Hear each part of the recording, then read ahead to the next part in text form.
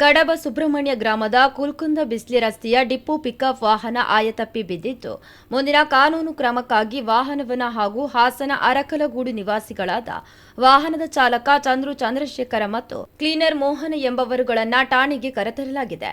ಈ ವೇಳೆ ಸದ್ರಿ ವಾಹನದಲ್ಲಿ ಅಕ್ರಮ ಜಾನುವಾರು ಸಾಗಿಸುತ್ತಿದ್ದ ಬಗ್ಗೆ ಆಂಜನೇಯ ರೆಡ್ಡಿ ಪೊಲೀಸ್ ಉಪನಿರೀಕ್ಷಕರು ಸುಬ್ರಹ್ಮಣ್ಯ ಪೊಲೀಸ್ ಠಾಣೆಯವರಿಗೆ ಮಾಹಿತಿ ಬಂದ ಮೇರೆಗೆ ವಾಹನದ ಚಾಲಕ ಹಾಗೂ ಕ್ಲೀನರ್ನನ್ನ ಕೂಲಂಕಷವಾಗಿ ವಿಚಾರಣೆಯನ್ನ ನಡೆಸಲಾಗಿರುತ್ತದೆ.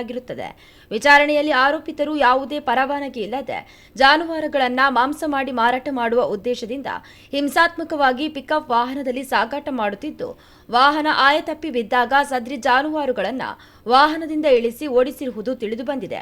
ಘಟನಾ ಸ್ಥಳದ ಸ್ವಲ್ಪ ದೂರದಲ್ಲಿ ಸದ್ರಿ 2 ಜಾನುವಾರುಗಳನ್ನು ಪತ್ತೆ ಮಾಡಲಾಗಿದ್ದು, ಕೃತ್ಯಕ್ಕೆ ಬಳಸಿದ ವಾಹನ ಮತ್ತು 2 ಜಾನುವಾರುಗಳನ್ನು ಸ್ವಾಧೀನಪಡಿಸಿ ಆರೋಪಿಗಳ ವಿರುದ್ಧ ಸುಬ್ರಹ್ಮಣ್ಯ ಪೊಲೀಸ್ ಠಾಣೆಯಲ್ಲಿ ಪ್ರಕರಣವನ್ನು ದಾಖಲಿಸಿಕೊಳ್ಳಲಾಗಿದೆ.